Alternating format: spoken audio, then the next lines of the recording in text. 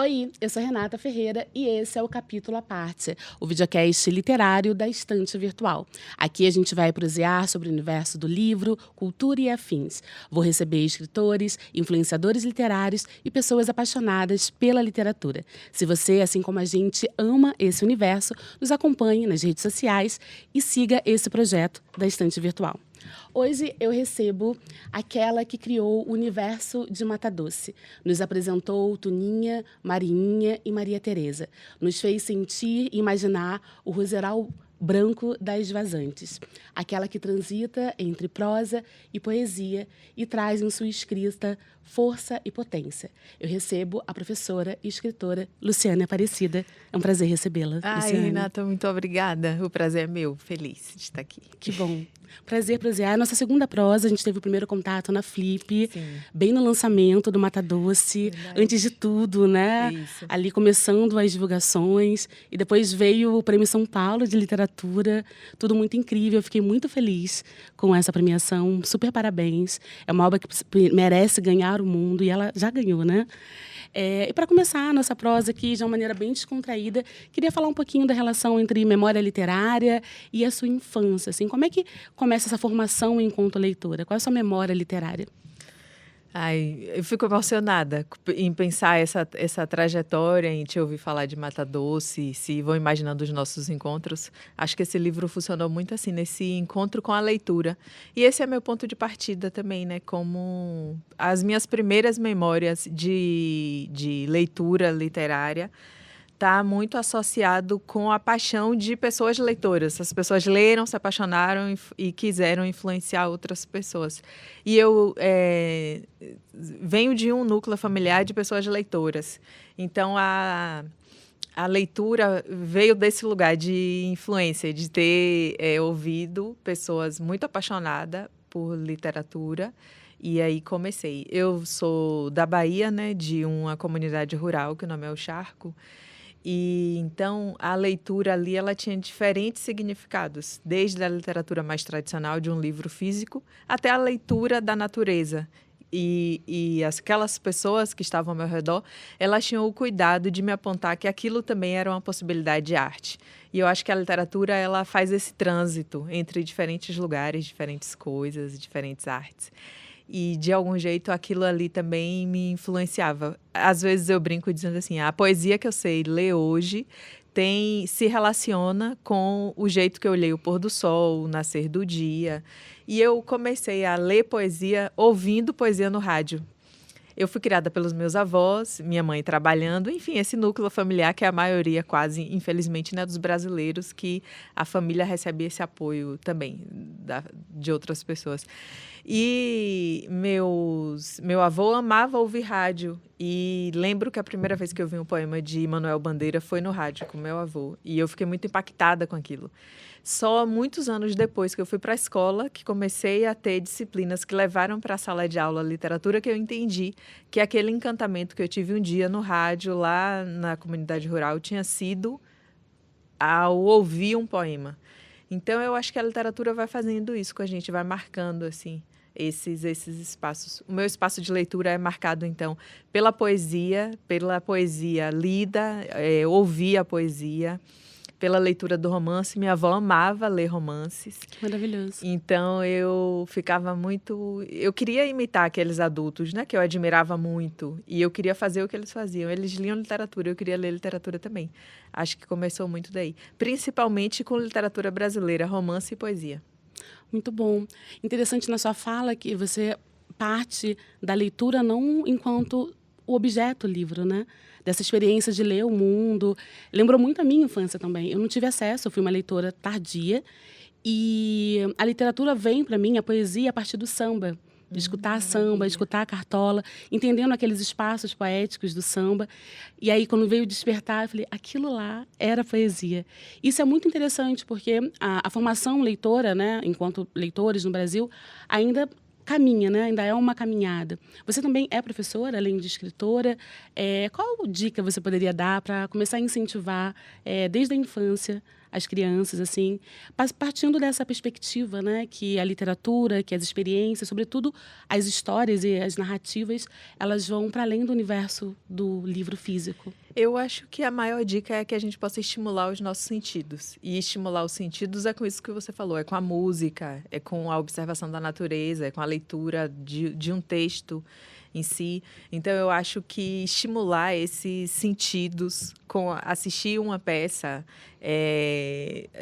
assistir um filme, tudo isso pode estimular uma conexão com a arte. Ouvir uma pessoa contando uma história. Tem gente que conta a história a partir de um jeito, de uma perspectiva que nos comove muito. Às vezes a gente chora ouvindo alguém relatar uma situação que tenha passado, seja essa situação de alegria ou de tristeza. Essa comoção que existe na gente ao ouvir uma história ser contada é um princípio de uma leitura literária. Porque eu acho que se a gente for definir, pensar o que é literatura, a literatura é esse despertar para o mundo, para ouvir as pessoas em todas as suas diversidades possíveis. Então, eu acho que o que a gente pode fazer para começar a ler literatura é ouvir, ver, estar muito atenta aos sentidos, assim, a cheirar todas as perspectivas. Então, nesse contexto, eu acho que a dica, se eu fosse dar uma dica para quem trabalha com criança, seria estimular os sentidos. E para qualquer pessoa adulta, porque tem muita gente que encontra a leitura literária na vida adulta. E eu acho que isso pode se dar a partir dessa perspectiva, que é estar atenta às sensibilizações do mundo. E que essa atenção, às vezes, ela acontece quando a gente tem pausa, quando a gente tem tempo. E é um privilégio na nossa sociedade, né? Que a gente sabe que está ligado também a diferentes questões, inclusive de classe. Nem todo mundo pode parar, pausar. Mas ninguém consegue viver sem arte. Então, eu acho que está atento a essa transição. Da música transitar para um poema, do poema transitar para um conto, para um romance, para um filme. Acho que está tudo junto.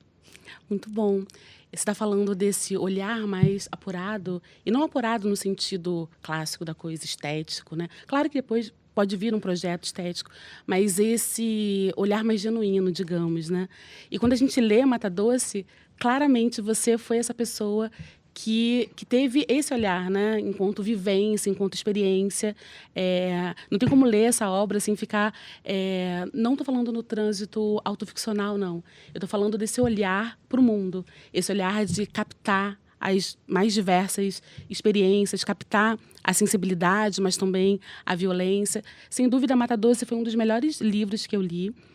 Sobretudo porque me interessa muito esse diálogo com a tradição literária negra brasileira, e certamente é um livro muito forte, que eu já incluo nessa tradição. A gente já consigo imaginar Mata Doce daqui a alguns anos, lendo, né, enquanto tradição da literatura negro-brasileira, tradição da nossa literatura brasileira, sobretudo. E em Mata Doce, a gente vai acompanhar a história de Maria Teresa, né, uma história essencialmente matriarcal. A gente conhece Tuninha e Marinha, né, que são as mães de Maria Teresa, uma história de força, leveza, mas também de muita dor. Queria que você falasse um pouquinho do ponto de partida para a construção de Mata Doce. Sabe, eu acho que quando a gente escreve um livro, a gente tem a ilusão de que vamos conseguir dominar uma parte do mundo, ou que a gente vai conseguir registrar ali uma parte do mundo. E eu acho que eu tinha o desejo de criar um mundo possível e que esse mundo fosse governado por mulheres, tivesse essa matrilinearidade como marca maior. E eu acho que isso é uma característica da nossa formação. É uma característica que diz da formação de mulheres negras no Brasil. Eu acho que a gente instaura essa tradição que a literatura vem já experimentando em diferentes autoras. Então, de algum jeito, eu queria fazer isso, assim, eu queria criar esse mundo, eu queria criar um mundo que essas mulheres pudessem viver em liberdade, encontrando seus lugares de desejo, suas vontades. Então, fui criando essas personagens nessa perspectiva. E aí são duas mulheres que escolhem a vida a partir do seu lugar de desejo, e um desses desejos é a adoção. Elas adotam a criança, que vai ser a personagem principal do romance, que é Maria Teresa. E aí o livro vai contar essa história dessa personagem, vai traçar esse mundo. De algum jeito, o que aconteceu quando eu estava escrevendo o livro é que o mundo, e principalmente o Brasil, naquele momento, estava se voltando muito para a extrema-direita. E eu acho que eu entendo a literatura como um lugar de despertar também várias questões na sociedade. E aí eu pensei, agora, nesse momento em que eu sou uma escritora viva, estou aqui nesse mundo, porque é indispensável que a gente pense que nós somos pessoas vivas e que a gente vive em situação de transição. Sim. E nesse contexto dessa sociedade, essa sociedade pensa ou deseja ou planeja morte de pessoas como eu. Como é que a literatura pode também dialogar sobre isso? Porque se a literatura está criando mundos, a gente pode criar um mundo que faça um diálogo sobre isso. De algum jeito eu queria dialogar sobre isso. E aí essas duas personagens surgem, né? Que é Marinha e Tuninha, que são duas mulheres que se amam e decidem adotar uma criança numa comunidade rural. E naquele momento ali, isso era o que a grande mídia, em alguma medida no Brasil, ou a política, estava desejando como um lugar de não vida. Então, eu escrevo nessa perspectiva de oferecer um lugar de vida também para essas personagens. Claro que tudo isso é entremeado pela própria fantasia e ficção da escrita, Sim. né? Muito legal você usar esse termo também de ficção e realidade, porque um dos modos de construção que mais me chamou a atenção em Mata Doce é justamente essa dualidade, né? A gente tem a leveza e tem a violência. A gente tem o objeto, máquina de escrever, né? Com toda a potência que esse objeto tem justamente naquele povoado, né? E temos a faca. A gente tem o roseral, por exemplo, o branco, né? E temos o sangue, né? Como o oposto. Então, essa escrita é muito marcada por essa dualidade. Como é que se deu essa construção? Eu acho que essa foi a única parte do livro que eu me diverti em criar. Porque eu geralmente acho escrever terrível. E eu sou bem dramática, então eu acho que escrever um livro, planejar um livro, ocupa um grande período da minha vida, ocupa muito tempo.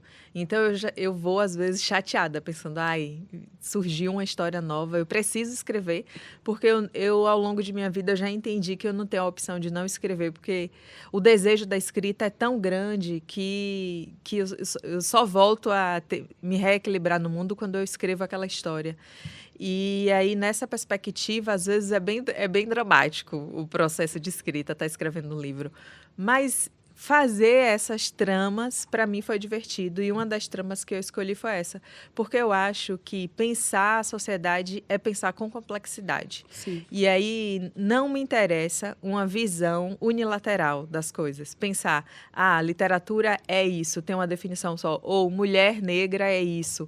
A gente está numa sociedade que pensar mulher negra em si já é bem complexo, né? Se a gente pensa mulheres pretas, pardas, são várias complexidades que tem nisso aí. Então, eu pensei, vou trazer elementos da natureza para, nessa narrativa, dialogar com elementos das emoções, das amarrações entre as personagens, do desenho ficcional que eu ia fazendo de cada cena, de cada espaço, a partir dessas conexões com duas coisas. Sim. Então, é uma felicidade, mas não só, é também uma dor. É uma grande alegria, mas também é um luto. Então, eu fui fazendo essa brincadeira e um dos elementos que eu trabalho no primeiro capítulo é essa rosa branca com o sangue. Não saiu da minha cabeça. Ainda bem, eu fico feliz ao ouvir. Porque quer dizer que funcionou. Porque eu demorei muito tempo escrevendo isso. E uma curiosidade, já que a gente falou da rosa, a capa, ela foi escolhida após? Foi, depois. Quer dizer, essa artista que fez esse desenho, Lara Mania Rosales, ela é uma grande inspiração. Eu sou fã dessa artista, acompanho ela já. Então, de algum jeito, é claro que esse imaginário já estava na minha cabeça de algum modo, né? Mas eu fui construindo o primeiro capítulo nessa amarração. Então, eu escolhi a cor branca como uma questão e o vermelho. Então, é as duas cores, o branco e o vermelho.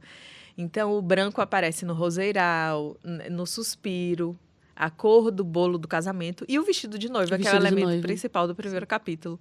E tudo isso, de algum jeito, eu queria preparar a pessoa leitora para a tragédia. Porque eu não queria que a pessoa entendesse que ia acontecer uma tragédia só no final do capítulo. Eu queria que ela já fosse experimentando isso em pequenas dosagens. Foi doloroso, fosse, mesmo assim.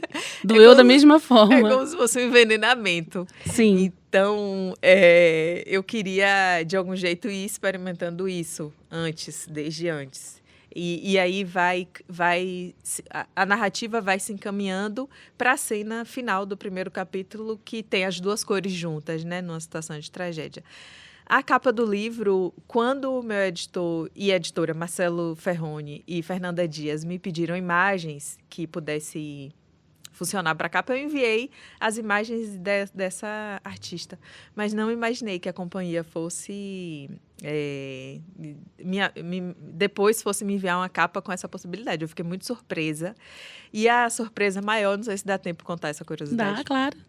A surpresa maior foi que tanto eu uso o nome da artista numa personagem, tem uma personagem que é fotógrafa e eu uso o nome, um dos nomes de harmonia. E a outra coisa é que no dia 0 em casa, antes de saber que esse livro ia ser contratado por uma editora, no dia que eu terminei, eu fui fazer a impressão do original. E a minha impressora não funcionou, parou de funcionar. Eu estava nesse momento em Salvador, no centro da cidade, bem cheio, bem movimentado, e uma cidade muito antiga, né? Estou falando de uma cidade acho que Salvador fez agora 400 e poucos anos, enfim. Então, é um centro antigo que tem prédios antigos, e tudo isso me traz uma reflexão sobre pensar o Brasil, pensar a própria história do livro, enfim. Aí, quando eu terminei de escrever, que fui fazer a impressora não funcionou, eu saí nesse centro, nessa cidade, para procurar um lugar para fazer uma cópia do livro. E já que eu ia fazer esse movimento, eu pensei, vou escolher uma capa para o livro. E aí voltei, naquele momento, para as redes sociais. E quando abri o celular, ela tinha acabado de postar essa imagem. Aí eu fiquei muito impressionada. Isso foi mágico naquele momento para mim. Eu entendi aquilo como um sim ao livro e fiquei muito emocionada porque eu tinha terminado de escrever uma história que tem uma personagem negra que está envolta em rosas e vejo isso como uma imagem. E aí faço um print ali e levo para saio nessa cidade, que também é uma cidade negra, enfim, histórica e tudo. E fiquei muito comovida e faço essa impressão desse livro. E nunca mostrei essa cópia para os meus editores. Então, no dia que a editora me manda isso como um capa, e eu tenho ali na minha mão essa cópia que eu fiz naquele centro da cidade de um jeito bem alternativo, porque às vezes o centro da cidade ele é bem marcado por uma história, mas ele também às vezes é bem decadente, né? Sim. As duas coisas, elas estão o tempo inteiro juntas, está lá. Então, eu tenho esses 2 exemplares, que é o livro feito na editora e esse é o primeiro volume que eu faço dessa impressão. Então, essa capa tem muitos significados para mim. Eu fico muito feliz quando ela funciona, porque realmente eu acho que o livro ele tem uma trajetória que a gente imagina, que a gente trabalha, a pessoa que escreve trabalha, a editora trabalha, os nossos editores trabalham, mas o livro tem também uma outra coisa, que eu acho que é essa magia que a gente não tem o que explicar, não explica muito. Eu achei muito incrível toda essa história e, para mim, muito claro, né? Para mim, leitora, isso é ancestralidade, né? A ancestralidade que reverbera por todas as páginas, trazendo também a questão de religião, né? Sim. Então, acho que você contando essa história, eu fiquei até arrepiada. Olha aí de pertinho. Porque realmente acredito nisso, assim, nessa força que tem. E aí você estava falando, né, da complexidade, porque quando a gente pega um livro, né, algumas pessoas ainda acreditam, né, miticamente, que inspiração brota. De fato, a inspiração pode acontecer, pode brotar desse contato mais empático com o mundo, com a natureza, mas a gente está falando aqui de um projeto estético, literário e político, né? E você falava sobre complexidade. A literatura é um entretenimento, mas também é um espaço para a gente pensar o Brasil. E esse livro nos faz pensar o Brasil, né? Essa dualidade entre realidade e ficção, a gente reconhece o nosso Brasil ali, a gente resgata um pouco da nossa ancestralidade que foi apagada, né? E a gente, quando eu leio vozes de mulheres, né? Quando eu leio a literatura contemporânea brasileira, sobretudo de mulheres, eu vejo esse espaço como um espaço para me conectar também, né? Com algo que, de alguma forma, foi uma tentativa de ser apagado, né, da memória. Então, é como se eu estivesse tendo um contato afetivo mesmo com todos esses personagens. E esse entrecruzamento dos personagens você fez muito bem. Porque a gente tem 3 personagens principais. Mas não tem como não se encantar com o Mané, com a cachorrinha. Todo mundo ali, literalmente, povoa, né? Aqueles espaços, né? Esse espaço de acolhimento, né? Também de tragédia, mas, sobretudo, de acolhimento. Uma espécie de quilombo, na minha leitura, né? Para essas pessoas.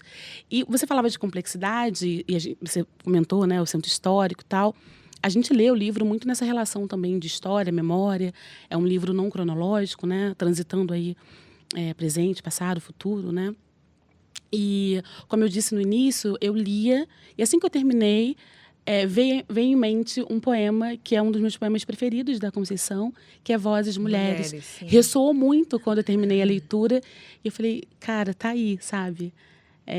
Essa plantinha da Conceição reverberou em muitas mulheres, e cada uma com o seu projeto estético. Porque quando a gente fala de literatura negra brasileira, né, algumas leituras são um pouco até rasas, né? Uma literatura que fala do racismo, uma literatura colocando em caixinhas, mas você, Conceição Evaristo, Eliana Alves Cruz, todas vocês trabalham uma complexidade na construção de subjetividades negras. E é isso que é o mais bonito da história, porque você se reconhece, mas vê também um outro que parte daquela ancestralidade, né? Sim. Então, é muito incrível. E aí, falando em Vozes Mulheres, falando em Conceição e Eliana, quais livros você podia citar, assim, para ler em diálogo com o Mata Doce? Primeiro esse de poesia de Conceição. Eu sou leitora de Conceição Evaristo, então eu li esse poema Vozes Mulheres. Maravilhoso. Eu li tanto quanto leitora, no desejo da paixão do encontro com a leitura literária, mas também como professora em sala de aula eu li muito. Então, de algum jeito ali, eu estava tramando um projeto estético para o meu trabalho. Ela me inspira nisso e me ajudou muito nessa construção. O texto dela, né, o texto da autora, me ajudou muito nesse desenho do que eu quero escrever, porque eu acho que toda pessoa que escreve, em algum momento, se não fez, eu acho que deve fazer essa reflexão do porquê eu escrevo, o que é que eu quero com a escrita e quais movimentos ou quais lugares eu quero que o meu texto toque. E um desses lugares é, sem dúvida, o que esse poema Vozes Mulheres de Conceição Evaristo aponta. E só para dar a dica, né, do livro, esse poema está no livro Poemas da Recordação e Outros Movimentos, que, se eu não me engano, saiu pela editora Malê. Isso. E Eliana Alves Cruz também é uma grande referência. Água de Barrela. Isso. E O Crime do Cais do Valongo, para mim, é o livro que eu nunca vou esquecer. Como foi impactante quando eu li O Crime do Cais do Valongo e como eu pensei como a gente pode ampliar esse diálogo entre literatura e história. Um diálogo multidisciplinar. Que está também um defeito de cor de Ana Maria Gonçalves, que é uma grande referência nessa perspectiva também desse diálogo entre a literatura e a história. Então, esses livros, eles me mobilizaram muito para existir como escritora. Sim. E o que tem a referência direta dentro de Mata Doce é a escritora Maria Firmina dos Reis. Isso. E o livro Úrsula. Sim. Maria Firmina, tudo de Maria Firmina. Os contos, A Escrava é um dos textos, uma novela, um conto de Maria Firmina dos Reis, que vai fazer uma reflexão interdisciplinar entre literatura e história no Brasil do século XIX.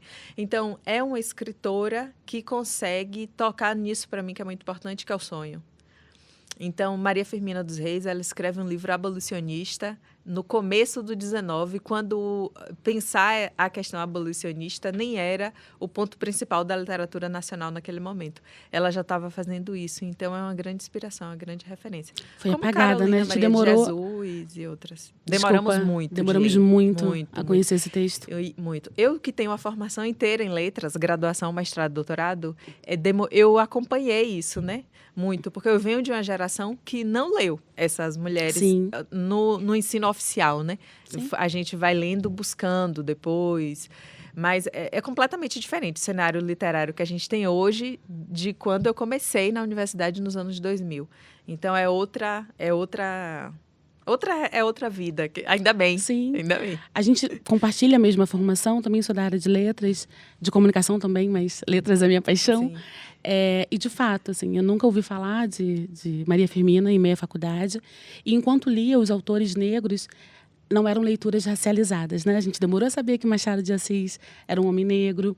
E aí, hoje a gente conversa com a geração, né, mais jovem, e eles falam, mas, gente, era só olhar na internet. Não era assim Não que era funcionava. isso. Inclusive, as fotos do autor, né, que vinham na mini biografia eram esbranquiçadas. E durante muito tempo, a academia, ela lê de modo pejorativo. Sim. Você fazer uma leitura contrapelo da tradição, né?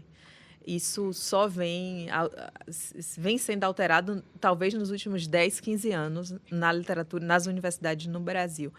Talvez alguma universidade hoje, nesse momento, que alguém vai estar nos ouvindo falar, nos vendo falar, nesse momento, talvez alguém ainda esteja enfrentando alguma resistência para ler esses livros na universidade. Infelizmente, a gente está num país que o sistema educacional está muito viciado ainda, né? Sim. Numa tradição que exclui um pouco. Eurocêntrica. Mas estamos melhorando, eu quero acreditar. Estamos. Vamos trabalhar com esperança. Né? Estamos melhorando, com certeza. Enfim, eu estudei na Universidade do Estado do Rio de Janeiro, à época não tinha, mas hoje eu já sei que há um curso com foco em tradição literária negra, muito importante, né? Na Flip, a gente falava sobre isso no ano passado, a gente fez uma exposição em diálogo com a tradição literária negra, e mesmo ali, que era um espaço de muitos leitores, muitos não conheciam. Então, eu tentei destacar Kuti, Miriam Alves, enfim, autores que Sim. já estão aí, né? Que criaram ali os cadernos negros, estão lutando, né, para ampliar a percepção da literatura negra brasileira, e muitos não conhecem hoje, né? Foi ano passado, né, em 2024, não conheciam aqueles nomes, assim. Sim. Então, a gente tem esse propósito de incentivar a leitura, mas também trazer à tona esses nomes que estão aí, né, e foram apagados, inclusive, nesses projetos. E que são grandes intelectuais. Grandes né? intelectuais. Que escrevem texto teórico, crítica literária, texto literário. Todos esses que eu citei, Conceição. Kuti tem um livro bem importante nessa perspectiva, né, que é a literatura negro-brasileira. Um dos Sim. primeiros livros a teorizar sobre isso. Então, enfim, a gente tem muita coisa, né? Muita coisa. Que bom. Falando ainda do seu projeto, né, estético, literário, político, você tem uma assinatura estética, né, a Ruth do Caso, em diálogo ainda com essa tradição de mulheres. Queria que você falasse um pouquinho dessa assinatura, qual seria a diferença entre uma assinatura estética, né, na sua perspectiva, e os heteronônimos, por exemplo? Olha, sim, tenho esse trabalho com as assinaturas estéticas, que foi uma parte longa de minha vida e que se desenvolveu a partir de diferentes perspectivas. Vou tentar recortar a partir desse diálogo com o conceito, o que são assinaturas estéticas. Que eu fui criando esse conceito a partir da necessidade que eu fui tendo de responder que não era um heterônimo. Porque as pessoas me perguntavam muito, você está escrevendo em diálogo com Fernando Pessoa, que criou os heterônimos? E aí, só para dizer de modo curto, os heterônimos é uma assinatura, vou usar essa palavra também, criada pelo escritor português Fernando Pessoa. Fernando Pessoa, então, ou se não criada por ele, mas ele acho que é o maior difusor, né? Foi disso. Sim. Quando a gente pensa o que é um heterônimo, faz a conexão direta com Fernando Pessoa. Então, o heterônimo é a invenção de alguém. Fernando Pessoa inventa escritores e escreveu vários livros assim, né? Alberto Caeiro, enfim, vários outros. Quando eu começo a escrever a partir da invenção de um autor, eu invento também uma autora que se chama Ruth do Caso. Mas eu não estou me conectando com a tradição eurocêntrica que faz referência a Fernando Pessoa. Eu estou me conectando com a tradição de mulheres no continente americano, né? Mulheres latino-americanas, que desenvolveram a estratégia estética e política de reinventar os nomes como fuga do escravismo. E como eu escrevo muito em diálogo com a historiografia e lendo cartas de alforria, testamentos, o que se observa várias mulheres, elas reescrevem seus nomes após conquistar sua carta de alforria. Porque, vamos pensar um pouquinho, né, na parte da história. Por exemplo, a mulher estava de boa lá em um país do continente africano. Essa mulher foi sequestrada, foi capturada, sequestrada e escravizada no Brasil. um dos mecanismos do escravismo é fazer com que essa pessoa se desconecte de quem ela era para passar a ser uma outra pessoa. E uma das coisas que diz quem somos é os nossos nomes. O nosso nome nos conecta a uma tradição familiar, tal. Então, essas mulheres, elas eram rebatizadas ou batizadas no cristianismo e a partir dali tinham outros nomes. E a perversão do colonialismo era tão grande que dava nomes como Esperança, Vitória. Então, vários registros desses documentos históricos, essas mulheres estão com esses nomes. Depois de conquistar sua carta de alforria, essas mulheres ou voltavam para os nomes anteriores ou criavam um nome novo. Várias teóricas, principalmente afro-americanas, começaram a reescrever isso. Um exemplo é Bell Hooks. Bell Hooks criou esse nome fazendo uma relação com sua avó materna, então matrilinear. Eu pensei, oba, quero fazer isso também. Vou, então, criar um nome. O nome é Ruth em referência à minha avó materna, e Bell Hooks, Bell em referência à avó materna dela. E do caso é a junção do caso, que é tipo Ruth de um caso. De qual caso? Um caso de racismo, um caso de feminismo. Que brilhante! Então, fui criando esse nome assim. E tudo que escrevi com essa assinatura, queria dialogar com estas questões. Então, tudo que escrevi com Ruth do Caso quer dialogar com temas, com essa estética criada por mulheres negras no continente americano, que é países que passaram por essa situação colonial, e quer dialogar com algumas questões, como o racismo, o machismo. Então, são livros, por exemplo, Contos Ordinários de Melancolia. É um dos títulos que publiquei. Para escrever esse livro, eu fiz uma pesquisa em processos crimes. Li vários processos crimes que mulheres abriam processo em alguma situação de violência sexual, por exemplo. E a maioria desses investigados eram o próprio familiar, era um pai. E aí, um dos contos desse livro é o depoimento dele. Eu pego o depoimento desse homem e reescrevo o depoimento como se fosse uma mulher escrevendo como fez aquilo em outro homem.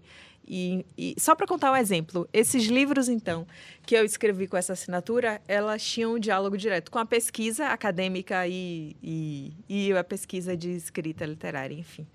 Foram anos da vida escrevendo livros assim, que de algum jeito eu tinha esse desejo de me conectar com essa tradição, mas também eu queria dialogar com esses temas. Mas isso gerou um cansaço também muito grande. E aí, a partir de uma busca de outros lugares, de outros desejos de vida, que eu vou escrever como Luciane Aparecida e deixo um pouco a assinatura Ruth do Caso. E aí, a última publicação que eu fiz foi Florim. Então, eu tive uma vida como Ruth do Caso. E os livros foram publicados. A editora que eu publicava como Ruth do Caso foi a Paralelo 13S. É um selo editorial ligado à livraria Boto Cor-de-Rosa. Enfim, e aí esse livro teve uma vida, esses livros têm ainda.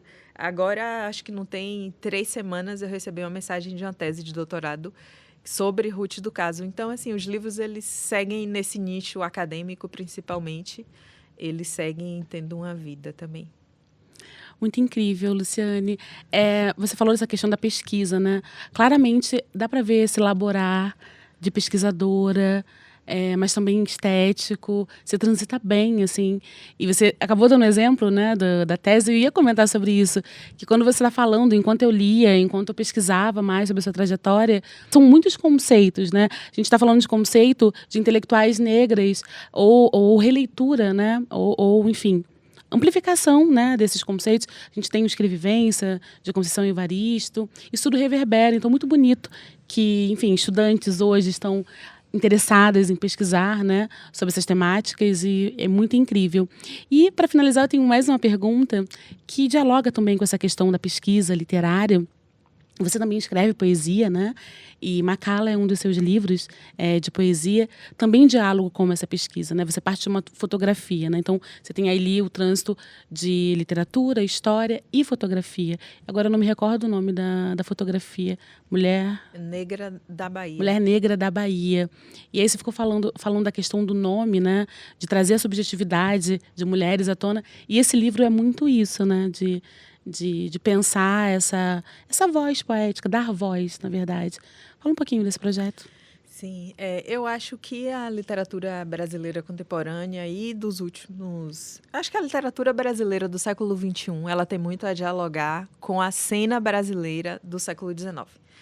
E aí é movida por esse interesse que eu começo a pesquisar fotografias do século XIX e chego às fotografias de Mark Ferrez, que estão disponíveis no Instituto Moreira Salles. E essas fotografias elas foram encomendadas, porque o Brasil foi o último país a abolir o sistema escravista, né? E a tirar da lei, porque era uma lei, né? Era permitido, era possível sequestrar, escravizar pessoas, porque às vezes a gente acha isso horrível, mas é importante a gente pensar que existia toda uma estrutura da sociedade mobilizada para isso. É terrível nesse âmbito. Por isso que a reação a isso tem que ser também ampla em diferentes lugares. Mas então, um dos mecanismos que foi feito para isso, a justificativa era o escravismo no Brasil deve continuar, porque aqui é tranquila a relação entre pessoas negras e pessoas brancas. Que é a fantasia do mito da democracia racial, começa ali, né? Tem ali o seu começo. Que é dizer assim, vamos contratar um fotógrafo para vir fotografar mulheres escravizadas e mostrar como elas são bonitas, bem organizadas, está tudo maravilhoso aqui. E a Bahia é um desses lugares escolhido para isso. Enfim, existem várias pesquisas que falam disso e eu comecei a pesquisar essas fotografias. E uma dessas fotografias tem uma mulher e o título da fotografia é Mulher Negra da Bahia. Não tem nenhuma questão mais específica. Qual era o nome dessa mulher? Ela estava onde na Bahia? Ela veio de qual parte do continente africano? Então, não tem nenhuma informação. Mas tem essa mulher e os seus trajes, como ela está vestida. E aí, como nada é uma coisa só, tudo é tão complexo. Então, aquela mulher, ela estava vestida no estúdio para ser fotografada, mas, ao mesmo tempo, é verdade também que mulheres negras no 19 juntavam joias para comprar a liberdade de outras pessoas. Então, é tudo junto, porque nada é simples, né? E essas mulheres, a maioria, estão usando, então, suas joias ou seu tecido da costa. Elementos que fazem referência a grupos étnicos de onde essas mulheres podem ter vindo. E aí eu começo a fazer pesquisa nessas fotografias e tudo vai me interessando. Assim, o balangandã que ela tem na roupa tem um machado. Machado pode fazer uma referência a Xangô no candomblé brasileiro. Tarará, então vou anotando tudo. Ela pode ter vindo, então, da região do Reino de Oió, onde hoje tem tal e tal país. E aí fui fazendo essa pesquisa e fui chegando em diferentes países, Angola, Moçambique, fui pesquisando a língua desses países e tal. Até que chego à palavra macala, que é uma palavra que quer dizer uma brasa quente que se segura na mão. E aí comecei a pensar que ia escrever um texto lírico, que eu queria que as pessoas, ao lessem Macala, sentissem um incômodo como se elas tivessem uma brasa quente na mão. E, óbvio, a gente quer soltar esse incômodo, ninguém quer ficar com uma brasa quente na mão. Então, eu acho que escrever é também delirar, né? Ir em diferentes lugares. E aí eu a partir dessa pesquisa histórica, eu fui juntando sensações de como seria ter uma brasa quente na mão. Faço essa pesquisa na língua ronga, que Macala vem dessa língua, e chego a esse nome, pego essa fotografia e imagino que essa mulher que está na fotografia, não dá para supor a idade, mas é uma mulher adulta, imagino que essa mulher pode ter sido sequestrada pelo escravismo no dia que nasceu, quando era um bebê, recém-nascida. Não no dia que nasceu, mas um bebê. Então, ela não pôde se despedir da mãe, que ela não falava. Ou ela não tinha ainda uma relação de gesto com a mãe. Então, ela não pôde dizer assim, mamãe, mãe, tchau, vou tô indo para uma viagem, vocês enfim. Não teve como se despedir. Então, Macala é uma carta de despedida para a mãe. É um eu lírico escrevendo, dizendo adeus à mãe, resolvendo isso com ela, dizendo assim, mamãe, adeus. É tanto que é assim que termina o texto, né, Macala? E aí eu vou dialogando com a imagem, essa imagem que está lá no livro. Qualquer pessoa que colocar na internet também consegue acessar logo essa imagem. Se coloca o nome Macala, Luciane Aparecida, as imagens vão logo aparecer. E cada elemento da poesia eu fui escrevendo a partir do corpo dela. Como o corpo dela estava, ela está com a mão fechada em punho, assim. Então, eu escrevo, faço disso um verso, as joias, os anéis. Cada parte da fotografia eu vou versificando. Eu digo que são 11 estações, 11 blocos de versos, e cada verso é para uma parte do corpo dela, assim, para joias, o corpo, as anáguas, o tecido. Muito incrível. Seu trabalho é muito incrível, Luciane. É um prazer. Foi um prazer conversar com você. Vamos ao nosso ping-pong? Vamos sim. Um clássico da literatura nacional. Amora, de Natália Borges Polesso, porque que nem não é um texto do clássico, né? É um texto contemporâneo, mas marcou uma geração. Se eu fosse fazer referência a um clássico, também podia ser Machado de Assis, com a obra Memórias Póstumas de Brás Cubas, que eu acho que também é um marco, né, para o 19. Um clássico da literatura estrangeira. Amada, de Toni Morrison, que é né, indispensável, uma leitura necessária. Um livro que você gostaria de ter escrito? O Estrangeiro, de Camus. Amo Camus. Também adoro. Um personagem inesquecível? O Paulo Honório, do livro São Bernardo, de Graciliano Ramos. Gênero literário favorito? Narrativo, gênero narrativo, romances, contos. Um escritor ou escritora que te inspira? Eliana Alves Cruz é uma grande inspiração. Um tema fundamental da literatura? Sexismo e racismo na literatura brasileira, na sociedade, na literatura. Inclusive, isso é título de um ensaio de Lélia Gonzalez, que eu acho que todo mundo deve ler. Sexismo e racismo na sociedade brasileira. Qual foi o autor que você mais leu? O autor que mais li... Olha, eu um dia decidi, por orientação de um professor, fazer esse movimento de escolher uma escritora, um escritor e ler a obra completa. E, por exemplo, tento estar atenta à Conceição Evaristo, tudo que ela publica eu leio. Mas o primeiro escritor que li a obra completa foi Machado de Assis. Li todos os livros ali naquele momento de ensino médio, final do ensino médio. Fui fazer trabalho na casa de uma colega e a mãe dela tinha a obra completa. E ela notou o meu encanto, Dona Crimeia, essa mulher. E ela disse, você quer? Eu disse, eu quero. E aí ela foi me emprestando. Eu levava trazia e li todos os livros dele ali naquele momento. Qual livro você gostaria de apagar da memória para ler como se fosse a primeira vez? Muitos. Eu acho, vou citar um contemporâneo também, que é Louças de Família, porque é muito bom. Da também escritora Eliane Alves Cruz. Eliane Marques. Então, Louças de Família, da escritora Eliane Marques, é um livro fascinante. E eu quero ficar lendo esse livro sempre, repetidas vezes. Literatura é? Encontro. Acho que literatura é encontro. Amei nosso encontro. Eu também. Adorei o nosso. E o encontro pode mudar uma vida. Então, é indispensável, eu acho, a literatura na vida de qualquer pessoa. Muito bom. Obrigada. Adorei prosear com você. Chega ao fim o primeiro episódio do Capítulo à Parte. Para mais conteúdos como esse, nos acompanhe nas redes sociais da Estante Virtual. A Estante tem como objetivo incentivar a leitura, democratizando. E lembre-se que livro novo é aquele que você ainda não leu.